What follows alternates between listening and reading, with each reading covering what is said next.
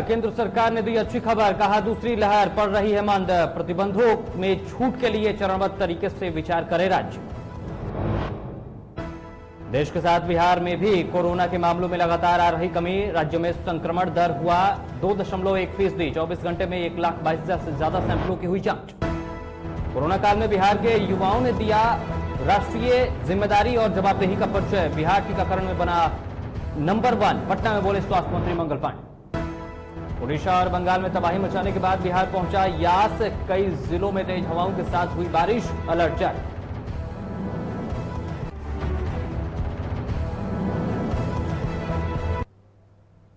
नमस्कार, मैं हूं अविनाश पांडे और आप देख रहे हैं डीटीवी भारत। बड़ी खबर कोरोना से जुड़ी हुई आ रही है। आपको बता दें कि देश में कोरोना के संक्रमण दर में लगातार हो रही है कमी। तो बड़ी खबर आपको बता रहे हैं, जहां कोरोना के संक्रमण दर में लगातार कमी देखने को मिल रही है। पिछले 24 घंटे में मिले हैं 1,86,000 नए मरीज। आपको बता दें केंद्रीय स्वास्थ्य विभाग के द्वारा जारी किए गए आंकड़ों के अनुसार पिछले 44 दिन में सबसे कम है रोजाना मिलने वाले ये मामले। तो 1,86,000 जो मामले आए हैं वो पिछले 44 दिनों में सबसे कम है। एक्टिव मरीजों की संख्या 23,43,152 हो गई है। वहीं देश में एक्टिव मरीजों की जो संख्या है, और वहीं अगर रिकवरी दर की बात कर ले तो देश में मरीजों की रिकवरी दर 90.34% पर पहुंच गई है। तो देश में लगातार कोरोना के संक्रमण दर में कमी आ रही है। और इस खबर पर अधिक जानकारी के साथ हमारे संपादक राजेश हमारे साथ जुड़े हैं। राजेश, स्थितियां यह हैं कि पिछले 44 दिन के बाद 1,86,000 का जो आंकड़ा आया है, नए मरीज मिले हैं, वो पिछले 44 दिनों के बाद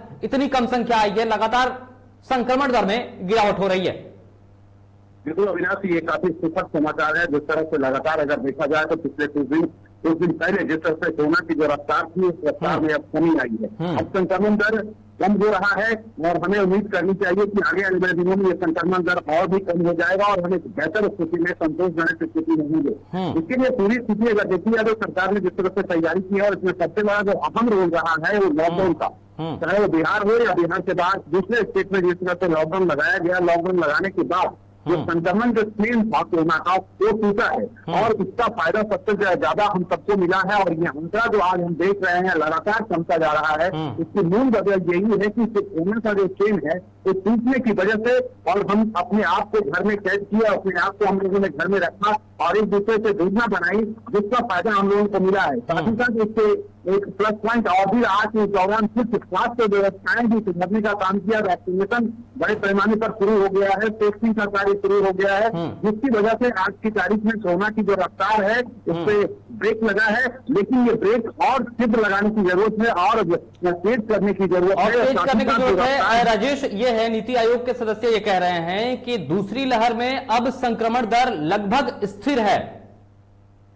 नहीं, बिल्कुल है। तो नीति आयोग के जो सदस्य हैं डॉक्टर पाल, उन्होंने कहा है कि ये निश्चित रूप से है कि ये अब स्थिर है, लेकिन स्थिर हो उससे नीचे भी आने की जरूरत है, क्योंकि स्थिरता बनी रहे। कल की तारीख में हम जब लॉकडाउन फेज बाई फेज खोलेंगे तो कहीं स्थिति बिगड़ ना जाए, इससे बेहतर है कि हमें और बेहतर स्थिति में पहुंच जाना होगा। और जितना जल्दी हो या शीघ्र हो, हम जो स्थिर वाली जो पॉइंट है, जो एक लेबर पॉइंट जिसको कह सकते हैं, उससे नीचे हमें आना होगा। ऐसे राजेश, जो आंकड़े हैं वो ये बता रहे हैं कि लगातार 4 दिन से 10% से नीचे है संक्रमण दर, और नीति आयोग ये कह रहा है कि अब जो है राज्य इस पर विचार करें कि चरणबद्ध तरीके से कैसे पाबंदियों में छूट दी जाए। नहीं, ठीक है, नीति आयोग ने कहा है, ये आपको याद होगा पिछले बार भी जिस तरह से प्रधानमंत्री नरेंद्र मोदी ने भी कहा कि स्टेट लेवल पर आपको कैसे काम करना है, कैसे फैसले लेने हैं, स्टेट लेवल पर तय होगा। और इसके बाद अब राज्य सरकार को तय करना है कि किस तरह से आप लॉकडाउन को फेज बाई फेज खोलेंगे। लेकिन वहाँ की स्थिति वर्तमान जो जिला स्तर में हो या स्टेट लेवल पर जो स्थितियां हैं, सब हर जिला की अलग अलग स्थिति है। जैसे पटना का अगर संक्रमण दर देखें या किसी भी स्टेट की राजधानी का संक्रमण दर देखें तो उसके अन्य डिस्ट्रिक्ट से थोड़ा ज्यादा है। तो वैसे स्थिति में स्टेट लेवल पे जो मीटिंग होती है और जिला स्तर पर जो जिलाधिकारी जो रिपोर्ट देते हैं, उस रिपोर्ट के आधार पर स्टेट गवर्नमेंट फैसला लेती है। ये अच्छी बात है कि केंद्र सरकार ने और नीति आयोग ने कहा है कि स्टेट लेवल पर इसका फैसला लिया जाए। इससे होगा ये कि हम बेहतर तरीके से नतीजा निकाल पाएंगे और बेहतर रिजल्ट हम ले पाएंगे, क्योंकि लोकल स्तर पर क्या व्यवस्थाएं हैं, लोकल स्तर पर कोरोना का रफ्तार क्या है, ये लोकल अधिकारी जो हैं लोकल स्तर पर वही बता पाएंगे और बेहतर तरीके से ग्राउंड रिपोर्ट उनके पास होता है। बिल्कुल, ग्राउंड रिपोर्ट नीति आयोग ने जो बातें जी, जिस तरीके से ग्राउंड रिपोर्ट या लोकल स्तर की बात करते हैं, राजेश आप बने रहिए, जरा बिहार का भी फटाफट अपडेट बता देते हैं, उसके बाद फिर से आपसे थोड़ी सी बिहार पर को लेकर भी चर्चा कर लेंगे। तो बिहार में भी अगर कोरोना के मामले में देखा जाए तो लगातार कमी आ रही है। गुरुवार को बिहार में 2568 नए कोरोना के संक्रमित मरीजों की पहचान हुई है। स्वास्थ्य विभाग ने गुरुवार को बताया कि राज्य में संक्रमण दर 2.10% पर पहुंच गया है। वहीं पिछले 24 घंटे में राज्य में 1,22,126 सैंपलों की जांच की गई। पटना में सर्वाधिक 369 नए कोरोना पॉजिटिवों की पहचान हुई है। आपको बता दें कि पटना के साथ साथ बिहार के 9 ऐसे जिले हैं जहां कोरोना के 100 से अधिक नए मरीज मिले हैं, जिसमें अररिया से 111, बेगूसराय से 136, गोपालगंज से 157, किशनगंज से 118, मुजफ्फरपुर से 128, समस्तीपुर से 121, जबकि सुपौल की बात कर लें तो 108, वैशाली की बात कर लें तो 107 नए मरीजों की पहचान हुई है। तो राजेश, स्थिति यह है कि अब सिर्फ 9 ऐसे जिले हैं बिहार के जहां से 100 से ज्यादा नए मरीज मिले हैं। बाद बाकी जिलों की अगर बात करें तो लगभग जो जिले हैं वहां पर 100 से कम मरीज मिल रहे हैं। लगभग स्थितियां सुधर रही हैं और 2500 तक ही मामले अब सीमित रह रहे हैं। बिल्कुल, बिहार के जो तमाम डिस्ट्रिक्ट हैं वहां पर भी बेहतर काम हुए हैं और जिस तरह से आप जो रिपोर्ट दे रहे हैं वो रिपोर्ट सही है और इसके आधार पर हमें और बेहतर करने की जरूरत है। लगातार बिहार में अगर देखा जाए तो टीकाकरण के मामले में भी जिस तरह कहा गया कि हम एक बेहतर मुकाम पे हासिल किए हैं, हम राजस्थान से भी आगे हैं, तो काम तो हो रहा है, काम तो हुआ है। और सबसे इसमें मुख्य भूमिका जो है वो है लॉकडाउन की भूमिका है। और लॉकडाउन की वजह से आप बिहार के किसी भी डिस्ट्रिक्ट में देखेंगे तो कोरोना की रफ्तार कम है, कहीं 100 है, 100 से कम है और लगातार कम हो रही है।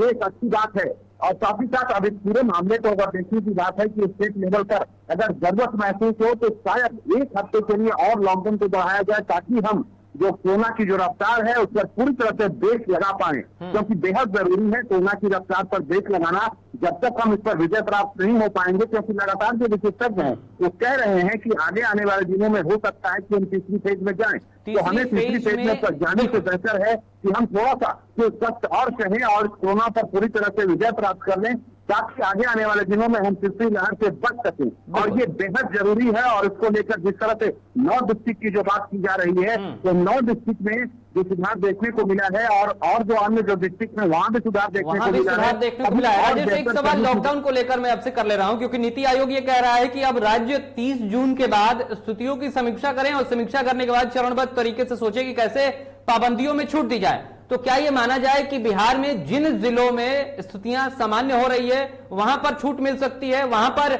जब अनलॉक की प्रक्रिया चालू होने के बाद केंद्र सरकार या नीति आयोग कह रहा है या फिर परामर्श दे रहा है, तो क्या यह माना जाए कि उन जिलों को थोड़ी सी राहत मिल सकती है, उन लोगों को थोड़ी सी राहत मिल सकती है? बिल्कुल बिल्कुल, नीति आयोग जब इसे कह रहा है तो सरकार को इसको गंभीरता से पूछने की जरूरत। देखिए, सरकार के पास एक बड़ी चिंता है, जो दो स्तर पर सरकार को लड़ाई लड़ने की जरूरत है। एक तो कोरोना से हमारी जो लड़ाई है वो जारी है, दूसरी जो सबसे बड़ी समस्या है भुखमरी है, बेरोजगारी है, औद्योगिक जो प्रतिष्ठान है बंद है, अब उन्हें भी गति देने की जरूरत है। बाजार में जो ठहराव आया है, जब तक बाजार में पैसे का फ्लो नहीं होगा, बाजार खुलेगा नहीं, तब तक अर्थव्यवस्था में सुधार होगा नहीं। तो हमें दोनों स्थिति पर लड़ना होगा। और नीति आयोग ने जो सलाह दी है वो वाकई में सही सलाह है। बेहतर ये होगा कि जहाँ पे कोरोना की रफ्तार में बेहतर रिजल्ट आए हैं वहां के मार्केट को phase by phase Aahista Aahista प्राथमिकता के आधार पर खोला जाए, जिससे ताकि लोगों को थोड़ी राहत मिल पाए। फिलहाल तमाम जानकारियों के लिए राजेश आपका बहुत बहुत धन्यवाद। तो ये थे हमारे संपादक राजेश जो अधिक जानकारी दे रहे थे। बहरहाल, पटना में बिहार के स्वास्थ्य मंत्री मंगल पांडे ने एक बयान दिया है और उन्होंने कहा है कि देश भर में कोरोना संक्रमण के बीच बिहार के युवाओं ने राष्ट्रीय जिम्मेदारी और जवाबदेही का परिचय दिया है। कोरोना के खतरे को कम करने के लिए बिहार सरकार लगातार काम भी कर रही है, ऐसा कहना है स्वास्थ्य मंत्री मंगल पांडे का। उन्होंने कहा कि अब उसके परिणाम भी सामने आने लगे हैं। टीकाकरण में इस वक्त बिहार देश में पहले नंबर पर पहुंच गया है। फिलहाल कोरोना वैक्सीन को लेकर जो रिपोर्ट सामने आई है उसके मुताबिक 18 साल से 44 साल तक के आयु वर्ग में जो बिहार में टीकाकरण की रफ्तार है वो देश में सबसे ज्यादा है। क्या कुछ कहा है मंगल पांडे ने, जरा वो सुन लीजिए। बिहार बेहतर कर रहा है, चाहे वो जांच का मामला हो चाहे इलाज का मामला हो। जांच में भी जो राष्ट्रीय औसत है उस औसत से प्रति मिलियन लगभग 1500 ज्यादा जांच हम कर रहे हैं। रिकवरी रेट यदि देखिएगा तो पूरे देश का जो औसत रिकवरी रेट है 91%, हम उससे बेहतर 95% के आसपास हैं। जो देश के अंदर नए जांच के बाद पॉजिटिविटी रेट आ रही है वो भी देखिएगा तो वो भी देश के औसत से हम बहुत बढ़िया हैं। देश में जहां संक्रमित होने का दर 9.5% के आसपास तक है, वहां बिहार में 2% के आसपास है। उसी तरीके से टीकाकरण का देखिएगा तो 18 वर्ष से अधिक के टीकाकरण में भी बिहार 1 नंबर पे है।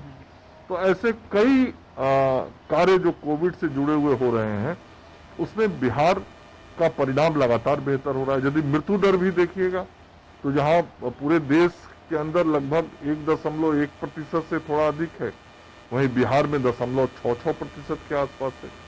तो हर पैमाने पर बिहार ने इस कोरोना के लड़ाई में बेहतर परिणाम देने की कोशिश की। तो फिलहाल खबरों के इस बुलेटिन में इतना ही। ऐसे तमाम बड़ी खबरों से अपडेट रहने के लिए आप देखते रहिए DTV भारत। नमस्कार।